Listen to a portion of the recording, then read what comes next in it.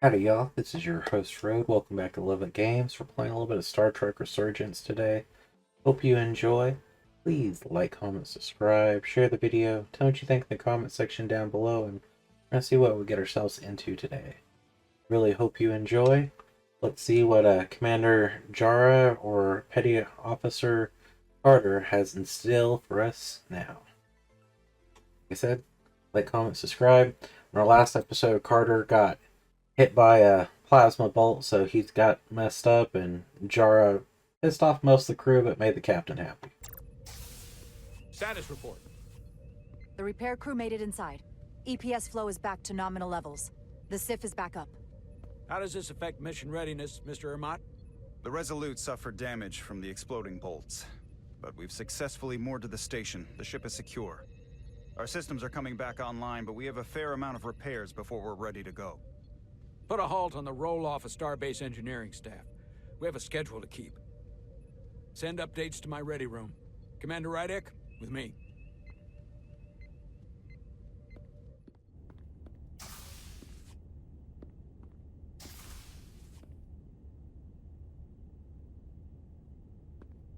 Like I'm about to get chewed out.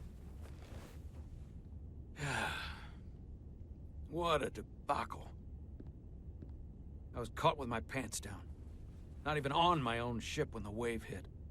I had to go running out of the Starbase commander's office just to... But you followed my order.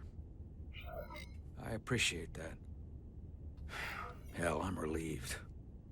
You're the captain of this ship. You give orders, and I'll execute them. That's right. But you see my problem, don't you?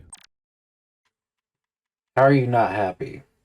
Confirm trust and confidence by demonstrating her loyalty and honesty and integrity. They were all against me on that bridge. And they were ready to go against my orders. I'm not blind to it. I don't speak for anyone else, but you know I'm in your corner. You're my captain, and I'll stand behind you. Well, it takes more than the two of us to run this ship, unfortunately.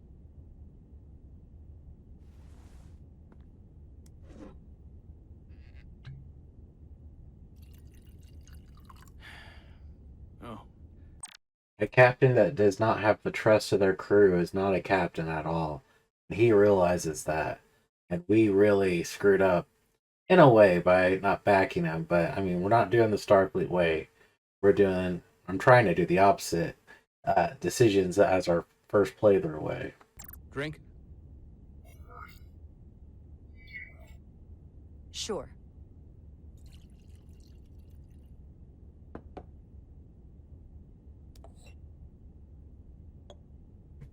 Thank you.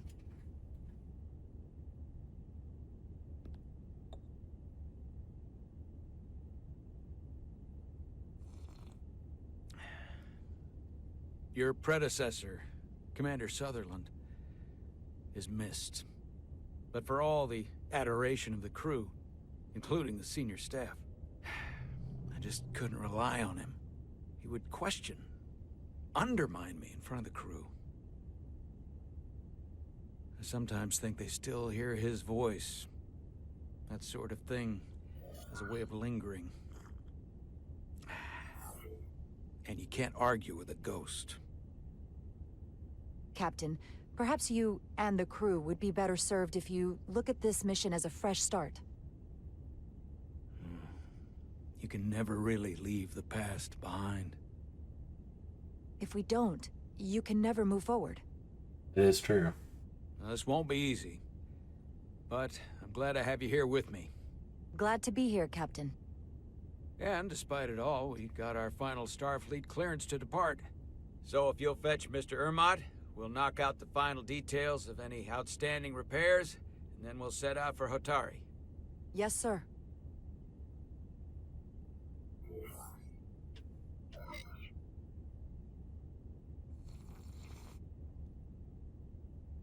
You should have finished it.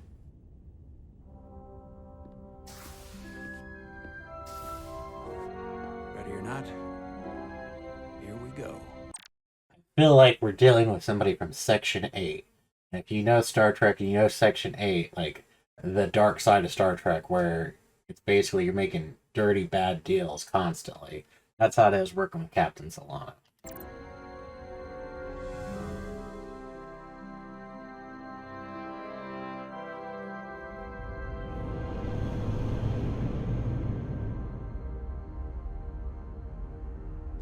All I ask is a tall ship.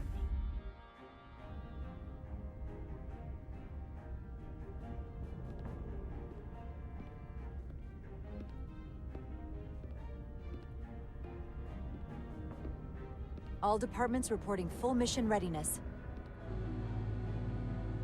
We've got our full complement on board. This is my favorite moment, right now. The start of a new mission is always full of possibility.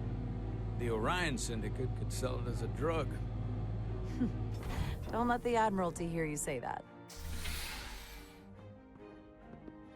Ultimately, our mission is to boldly go where no one has gone before. Captain on the bridge. Commit science, not atrocities. Sit. Sit, everyone. You all know, I'm not big on speeches. We're embarking on the first mission since our refit. Let's make it a good one. Disengage docking clamps.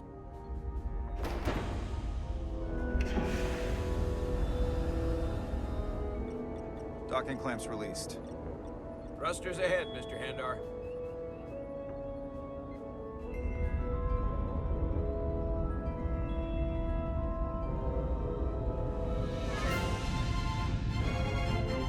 Dude, it's such a beautiful ship. No Enterprise or Voyager, but it is a beautiful ship.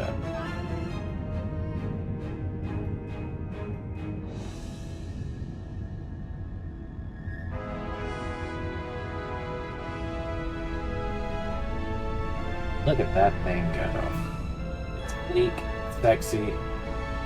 It's a ship on a mission. There, that should do it. Set a course for the Hotari system. Prepare to go to Warp 8. Aye, Captain. You know what? You take this one. Me?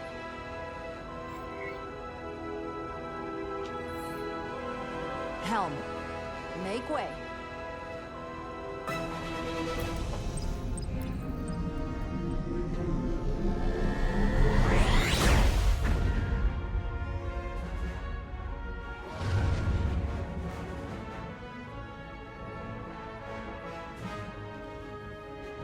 Make way. It's a sailing term. I know that.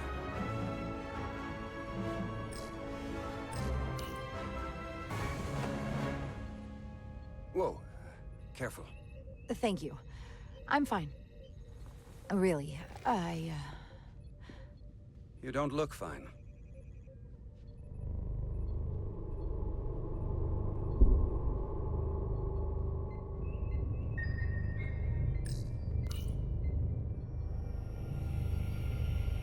I have to get to sickbay. Go.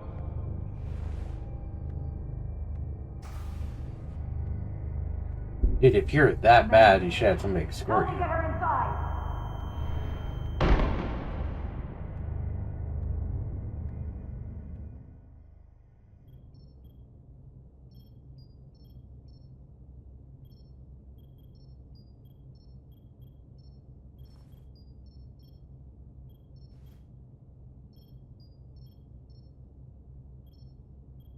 Well, that was quite a scare. A few minutes more and it would have been one of the shortest tenures on record for a first officer. Is that the engineer that was out on the hull? That storm did a real number on him, but he'll live. Just needs rest. You should worry about yourself. Your duridium levels got dangerously low and destabilized your cell structure. This is definitely one of the more memorable first days I can think of. My name is Dr. Aram Duval, Chief Medical Officer. To be honest, I've never met a Kobliad before. You're... Rare. I know. I was going to say special. Your people's numbers have dwindled, despite the Federation's efforts to find a more readily available alternative to the duridium you need to survive. Yet you joined Starfleet, and managed to thrive. I imagine the responsibility must be overwhelming. Maybe even a burden at times. It does make me unique, but it's not a burden at all. I'm honored to be Kobliad, to represent my people. As you should be. And don't worry, I won't treat you like a science experiment. I just do the science and leave the experiments to Solano. You don't agree with his methods? I don't agree with his definition of acceptable risks. Not when the lives of your crew are at stake. My professional opinion is that the accident took a toll. More than he's willing to admit. He's overstressed, operating in the pressure cooker of his own mind. Which is never a good headspace when the lives of your crew are at stake. What concerns me is that now he's even further away from the thing he's been chasing his entire career. Breakthrough discovery. The major innovation. Something he can put his name on. But the more the time passes and the further out of reach it gets, the more risk he'll be willing to take. I hear you. But that's my job, isn't it? To make sure that doesn't happen. And we don't lose sight of the bigger picture. Which is exactly why I'm so glad you're here. We need you now more than ever. I have to admit, I was concerned when I heard what happened over the bridge. You just followed Solano's orders despite having better options in front of you. Huh. I guess word travels fast around here. It's a small ship, and everyone's curious about the new XO. Fortunately, your cell structure's almost completely stabilized. So she does not like us. She's impressed by her sense of responsibility, but rather see her thinking independently than instead of following Captain Solano's every move. And I'll spare us both the lecture, but I do feel it's my responsibility to remind you, without regular infusions of Duridium, you will not live. It's as simple as that. Understood. Then, my work here is done.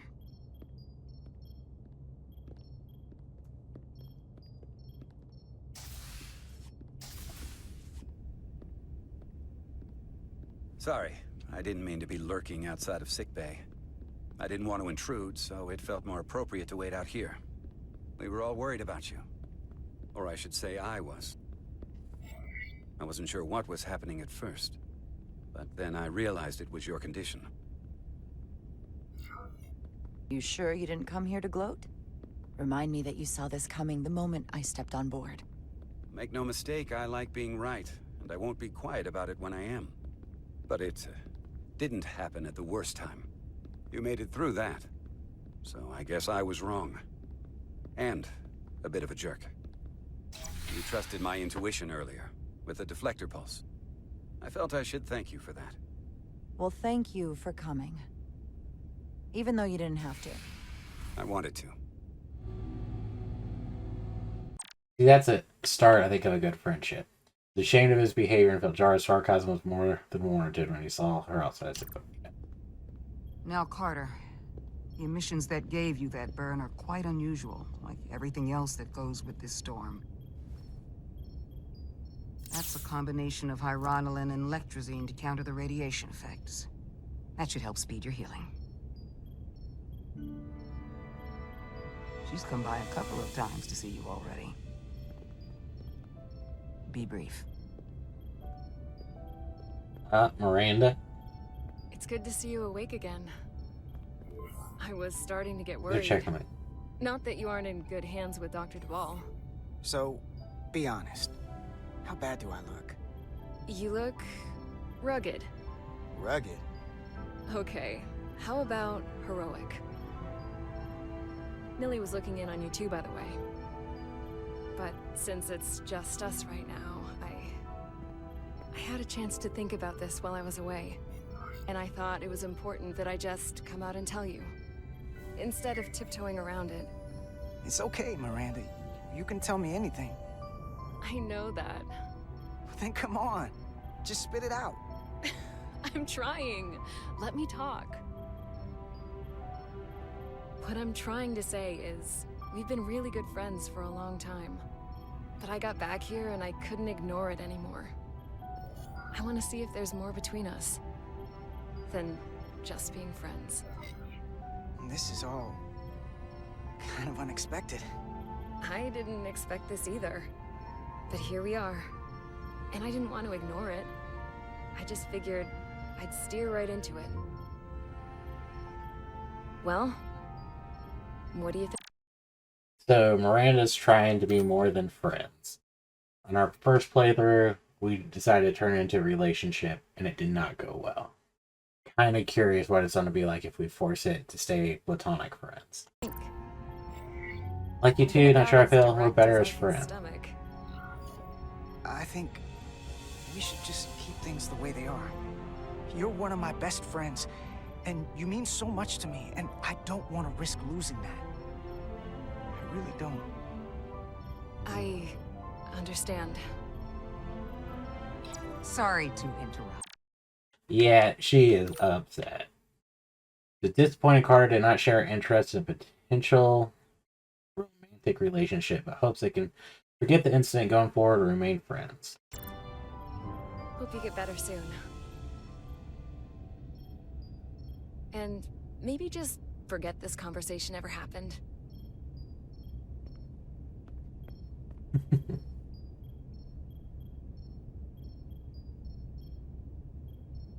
Miranda went out of her way to put herself on the line, and we did that. But now we're cast adrift. We'll be back. Cast adrift. Approaching the rendezvous point outside Atari space. Helm, bring us out of warp. Dropping to impulse. Ionic interference surging, Captain.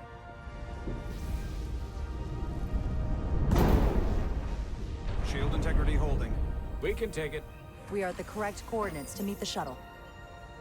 Commander Rydek, find us our diplomat, if you will. Aye, Captain. Let's reduce the noise. Filter out environmental signals. I can manually tune what's left for Federation signal types. I don't know why it's wanting to use the mouse when I'm using the controller. I've located the shuttle. Opening comms. On screen. Shuttle to Resolute. Shuttle to Resolute. Debris field. Lost maneuvering. Losing. I can't get it any clearer. We won't get a transporter lock. It's just not happening. Power up the tractor beam. We'll pull them directly into the docking bay.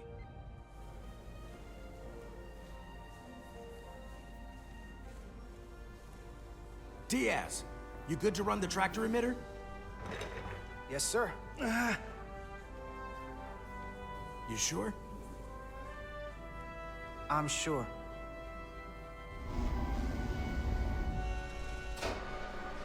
Come on, Diaz. First thing, lock onto the shuttle and stabilize the rotation. Stabilize. Okay, so I can lock on.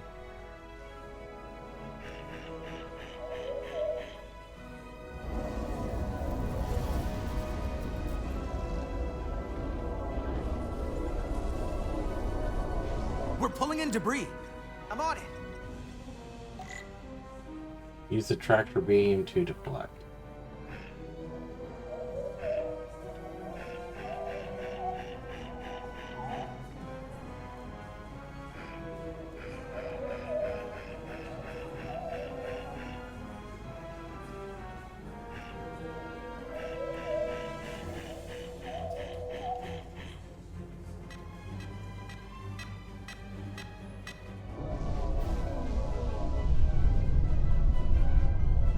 That's gonna take out the shuttle. Diaz, the bridge. There's a large piece of debris headed for the shuttle. The tractor beam can't handle it. Can our shields take it? I believe so. Commander Rydek, plot an intercept course. On it.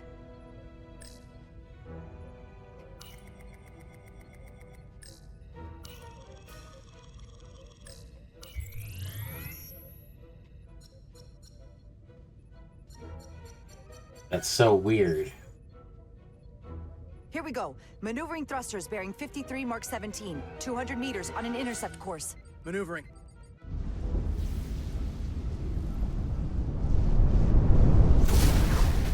Got it. Someone's working hard on the bridge. Yeah, suck it on in.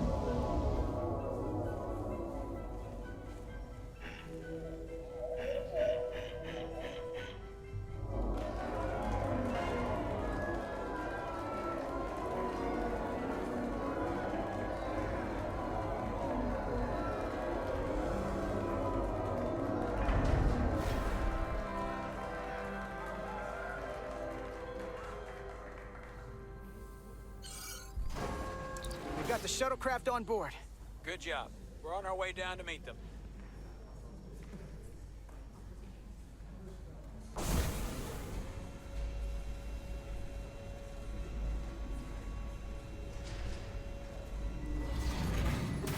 Terra firma, so to speak.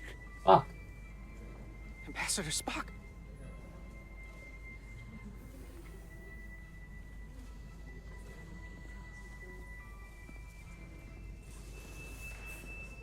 The captain will be right down to meet you, sir. In that case, I will wait for him here.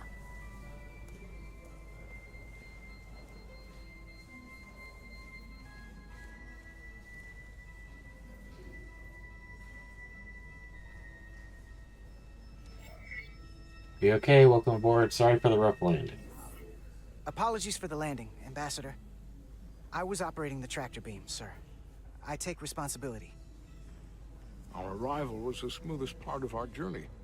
Your artistry with a tractor beam is commendable.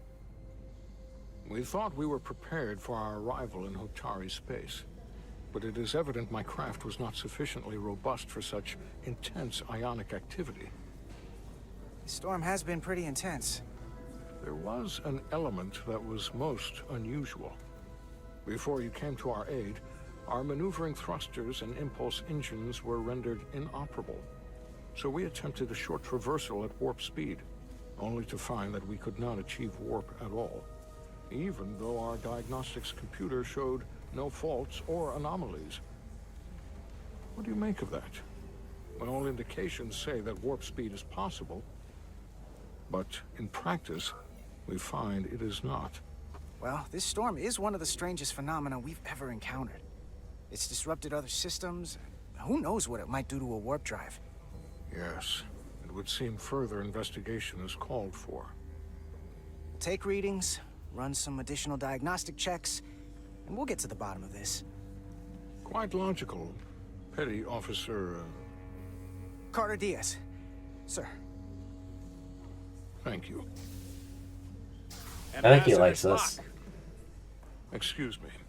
I'm honored to have you aboard. I'd like to get right to it. We're already behind.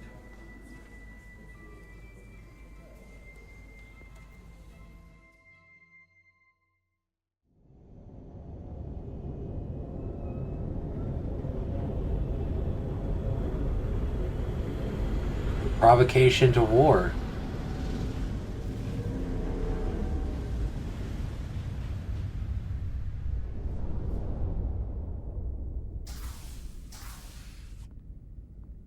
Ambassador Spock, my senior staff.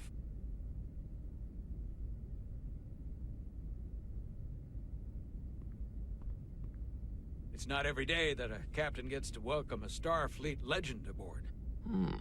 You flatter me, Captain Solano. But legend implies the past tense, whereas I am very much focused on our present circumstances. I didn't mean to suggest you were stuck in the past. You're right. You are a legend. Let's focus on the future. We need your experience. Diplomatic choice of words. We're all curious about the future, Ambassador. Specifically, what exactly are we getting involved in here? We got the basics from Starfleet. Two formerly peaceful neighbors are now on the brink of war. Indeed, and the tension between them grows fiercer by the hour.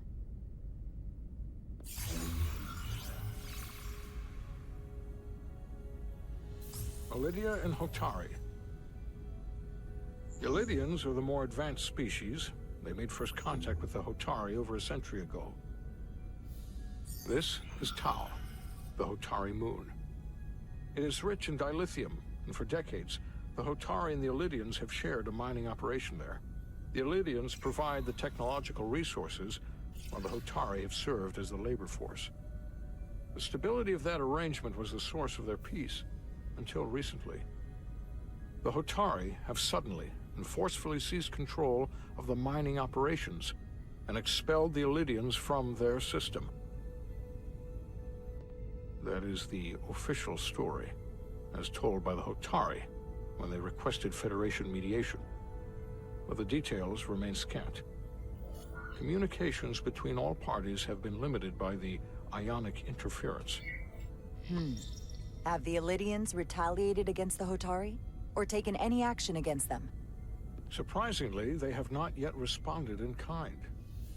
They were open to a Federation presence, but it is unlikely the relatively primitive Hotari forces would stand a chance against the Illidian fleet in open war.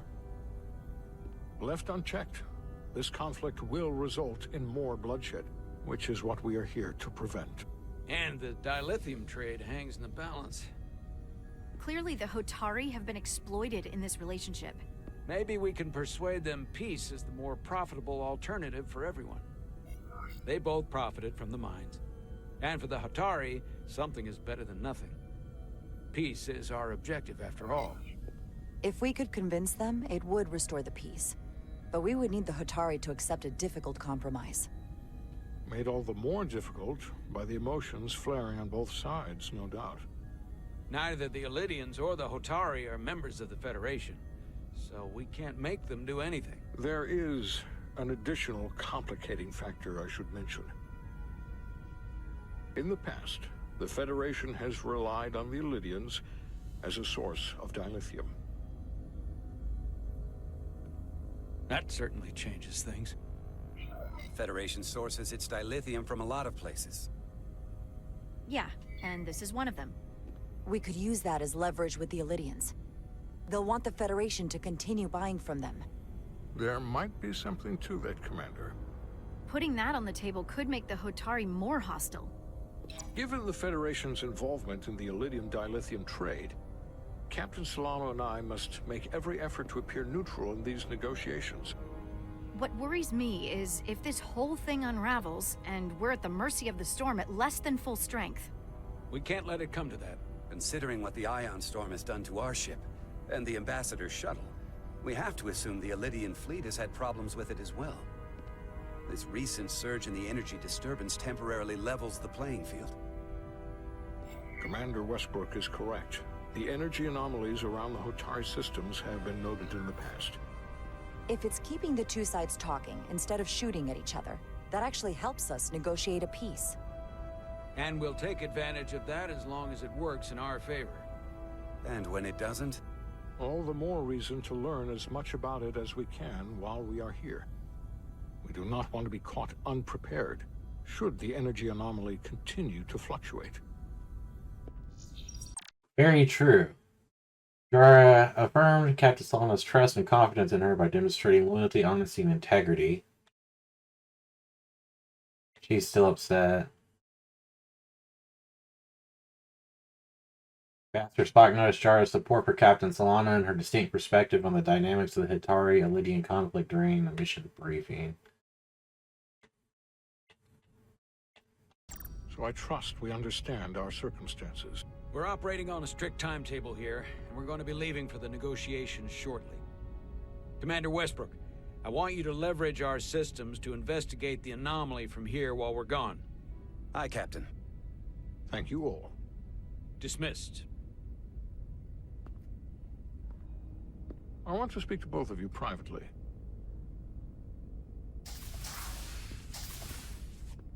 Ambassador Spock, I'd like to make a formal introduction.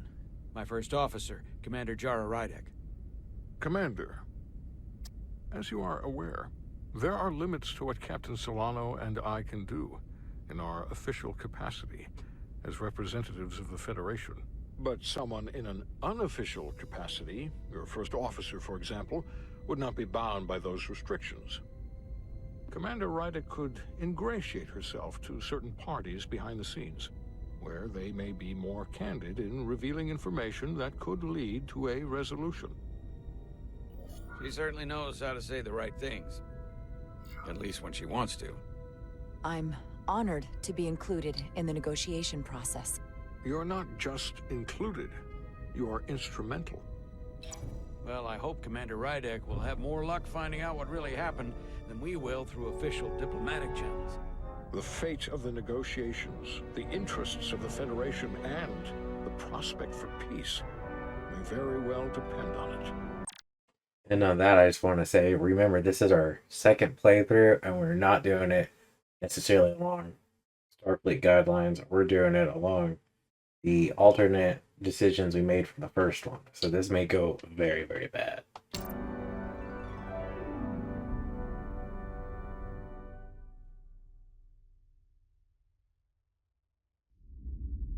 The first playthrough, I tried to follow what Starfleet would do.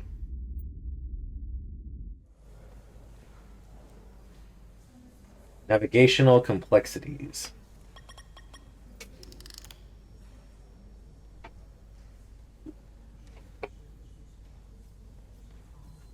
Mr. Diaz, I understand you have already discussed the warp drive failure with Ambassador Spock?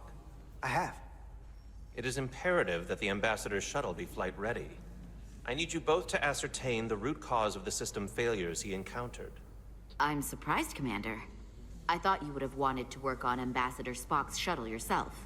I respect the Ambassador and his many accomplishments, but I do not derive any satisfaction from interacting with his shuttle as if it were somehow transubstantiated through its association with him.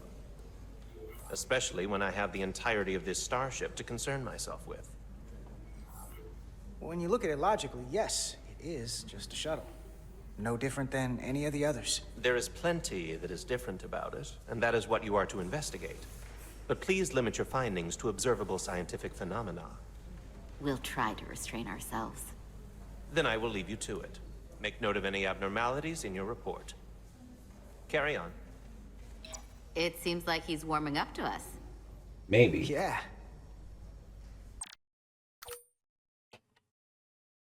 Agreed with Carter's purely logical approach to working on Ambassador Spock's shuttle. It wasn't really positive or negative, it was just very neutral.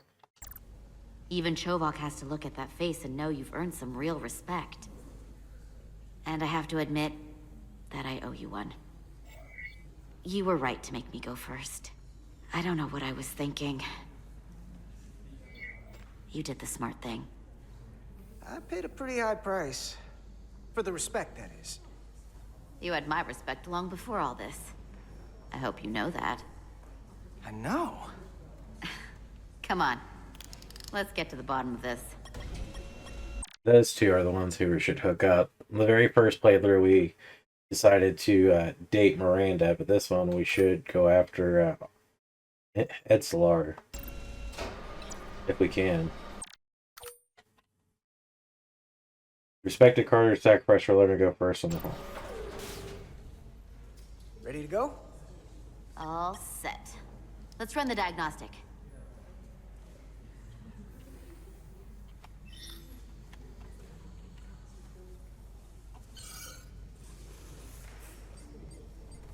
So... I know about your talk with Miranda. You do? She sent me a Priority 1 dispatch right after your conversation. Knowing you two as well as I do, I thought you'd jump at the chance to, take it to the next level. Why'd you tell her you just wanted to be friends? I was surprised to hear that. I do just want to be friends. I mean, thank you to you prove. You like her. Well, honestly, I was worried you wouldn't approve of, you know, fraternization with... I'd have been fine with it. But this is simpler. Better. Just, when you see her, don't make a big deal of it. And I'll be there to smooth things over. Is that thing done? Yeah, it's wrapping up. Let's see. The relays along the primary EPS are blown. The backup relays are all intact.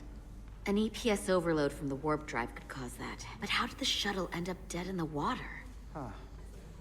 Well, maybe the ship's data recorder can tell us something. I can tell you some. It's the con technology. Here.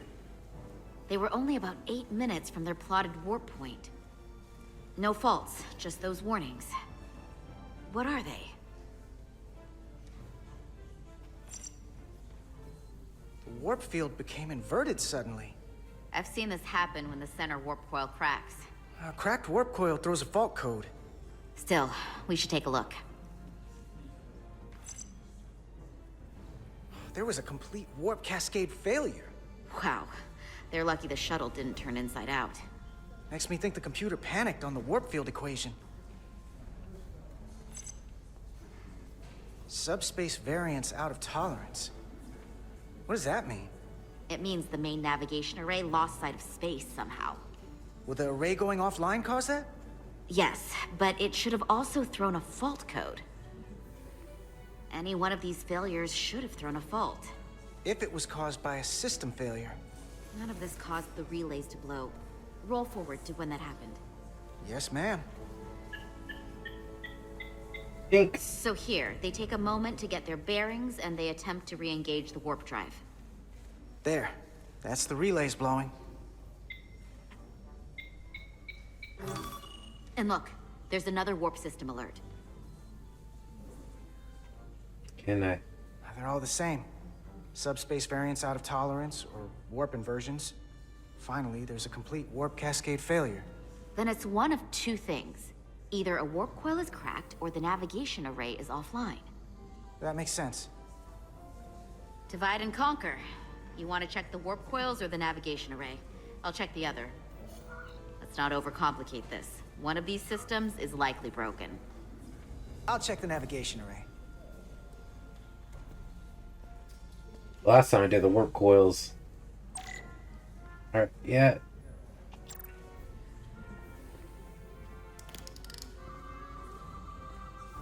Gonna tell me where?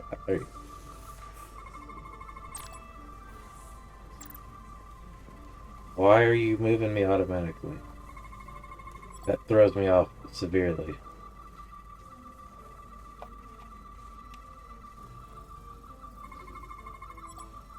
Sensor filter. Shuttle subspace sensors are vulnerable to yeah. Sensor array.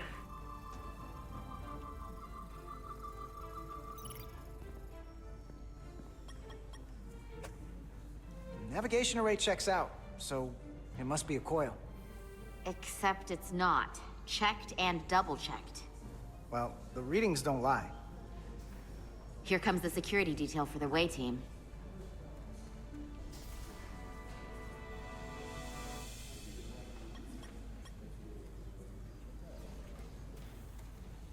Hey, going planet side? Yep, as soon as the negotiating team comes down from the bridge. Apparently, we don't get to leave just because I'm ready. Should be an interesting ride down to the surface. I'm not looking for a repeat of whatever went down here. Yeah, we're still trying to figure that out. How dare they keep you waiting? Don't they know who you are? I mean, how hard can this diplomacy stuff be? I'm sure I could handle it myself. No doubt about it. Hey, Maris. Aren't these those button pushers you're always hanging out with? And you're the phaser jockeys we always beat in Parisi squares, right? All aboard for Hotari. That another one of the captain's railroad things? Gotta be. I just usually zone out by the time he gets to the whole, steam engines were the warp drives of their day part. Catch y'all later. You don't want to miss your train. I do have to go. Back before you know it, sport. Safe travels. I'll be right here. I've changed my... So, I'll catch up with you two then. And we can just... Take care of yourself down there, okay? Stay safe. Always. Don't leave home without it.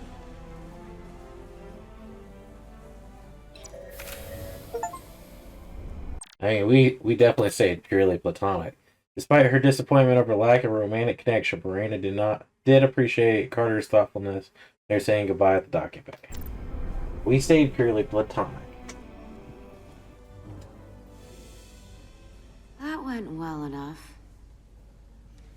It'll be fine. All right, where were we? So, the warp coils in the navigation array are fine, but the nav computer doesn't seem to think so. I'm out of ideas short of field stripping the shuttle from bow to stern. You wanna take this out of the shuttle and throw it on the bench? Oh, real hands-on maintenance. I like it. Okay, the nav computer is patched into the ship. The ship's computer can double-check our work. If the shuttle's nav computer is putting out false data, we'll know it. Let's run through the shuttle's logs again. Running now. Oh, here we go.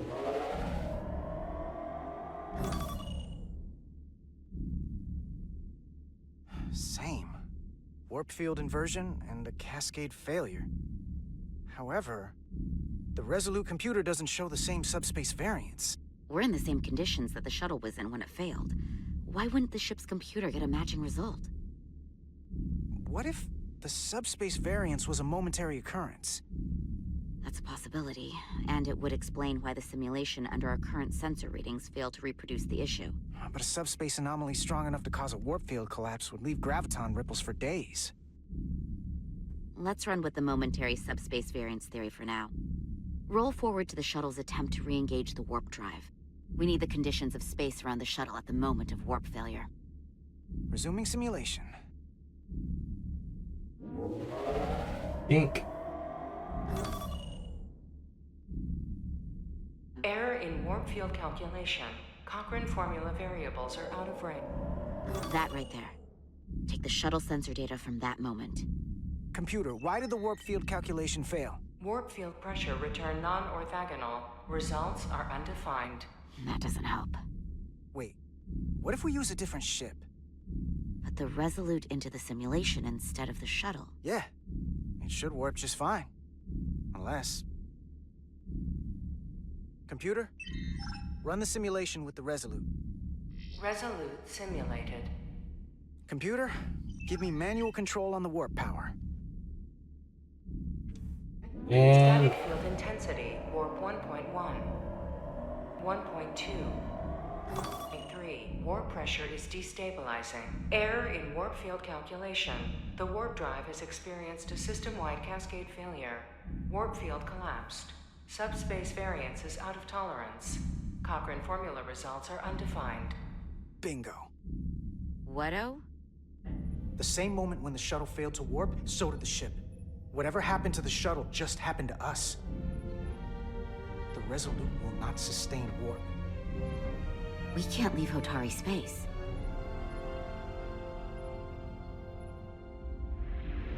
Well, that's something.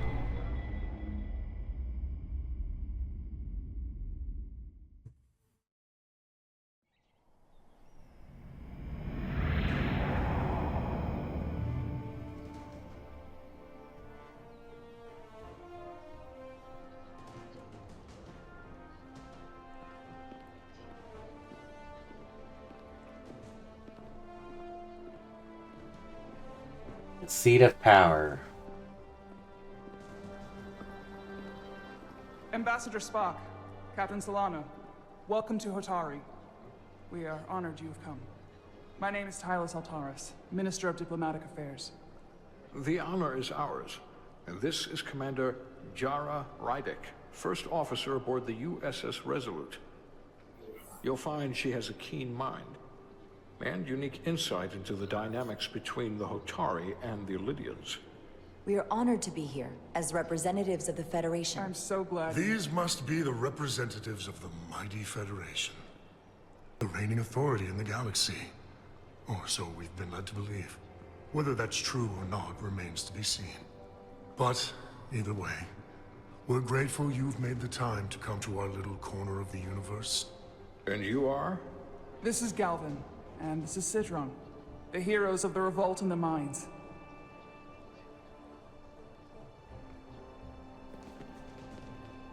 They're dicks. Let's hope this is the last time we ever have to come here. If you'll excuse me.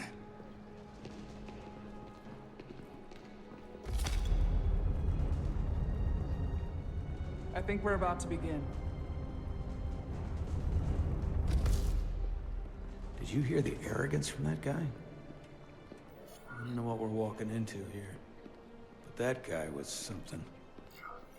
Something about his tone tells me this won't be easy. That was my sense as well. I doubt he speaks for all of Hotari, so I would urge patience until we speak with their queen.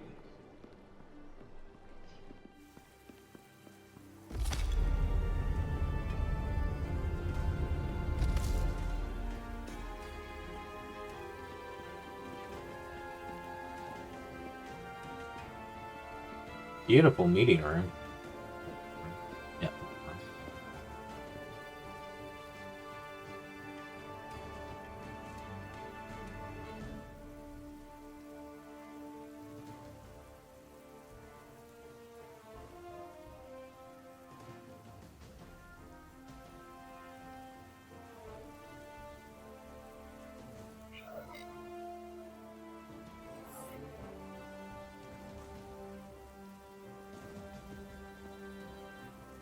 It strengthens that deference this time. Ambassador Spock, welcome to Hotari Prime. The honor is mine, Your Majesty.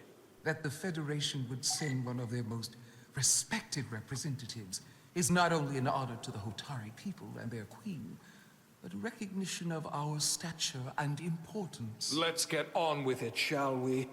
With all due respect to the Federation and their ambassador, they have no authority here. We are not members of their alliance. We are not subject to their rule, nor yours. We demand the immediate return of all mining operations to Elydian control, as it has been for centuries and will be for centuries more. That has always been our understanding. That understanding has changed. Then you invite war! And if you cannot remain silent, you will be silenced. But his point is well taken. What is the Federation's interest in this matter? Perhaps you would have us trade one oppressor for another? The Federation remains neutral. Our only interest is the peaceful resolution of this conflict. We are here at your request, Your Majesty. For now. Saying this wouldn't be easy was an understatement. I thought they wanted us here. Was there something you wanted to say, Captain? Oh, no. My apologies. And what about the Kobliad? She's not part She can speak for herself, can't she? Then let her. Very nice. Ingratiate ourselves forcefully.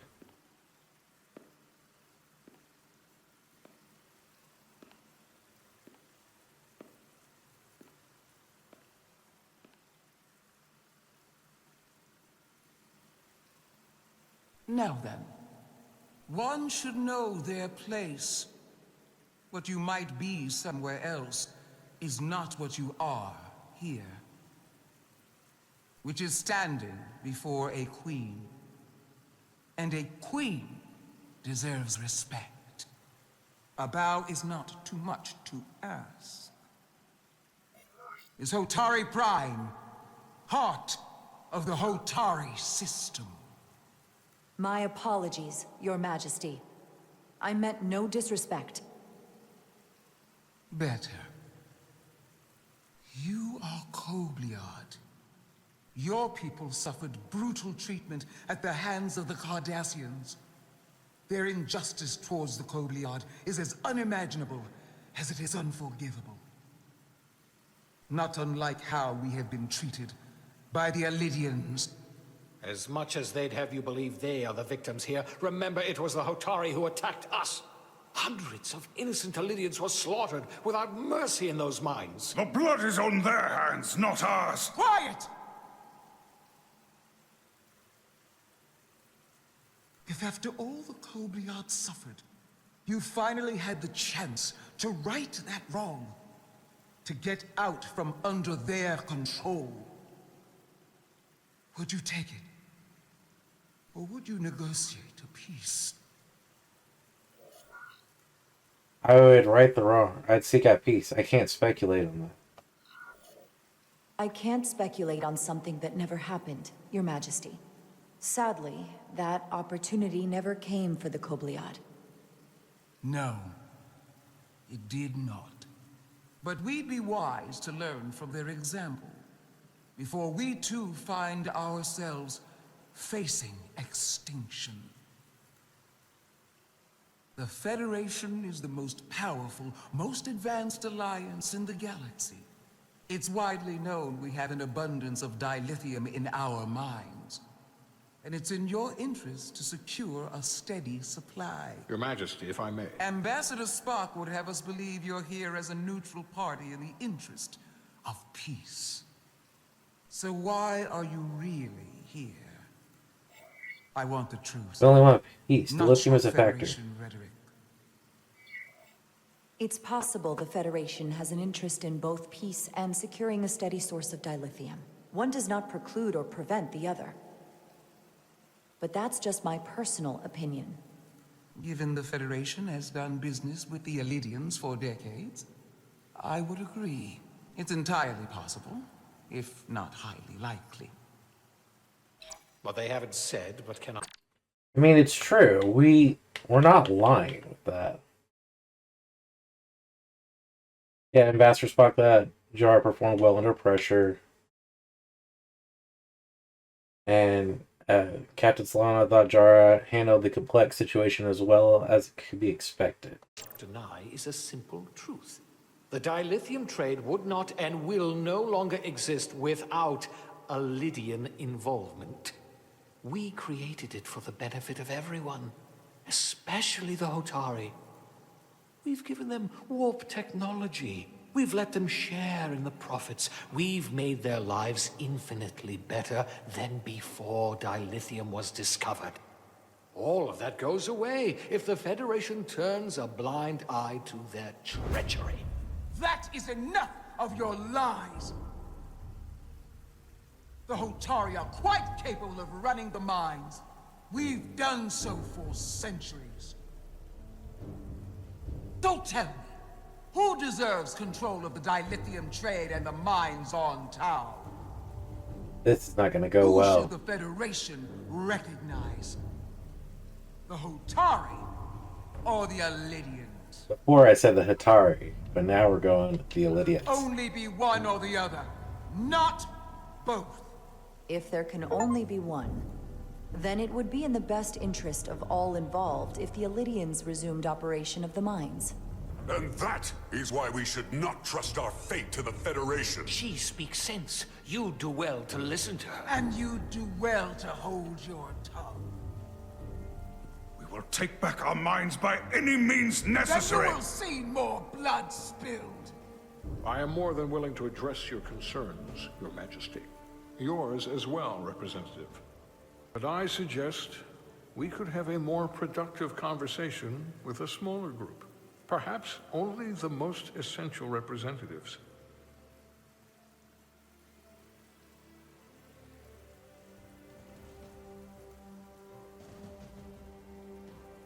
I would agree, Ambassador Spock.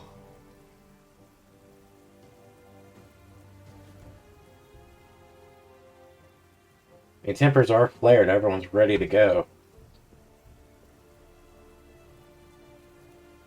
I think this is best left to those of us with more experience in diplomatic matters.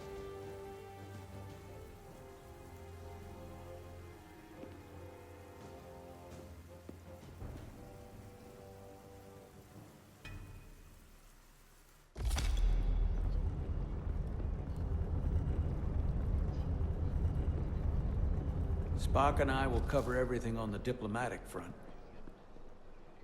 You make nice with the locals and see if you can get some answers. We need to find out why the Hotari are so willing to risk war. What happened in those mines?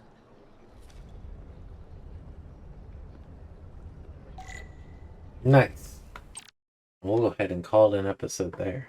Thank you guys for tuning in. Please like, comment, subscribe, share the video. Tell me what you think in the comment section down below. I'll see you guys in the next episode. Have a wonderful day. Peace and God bless.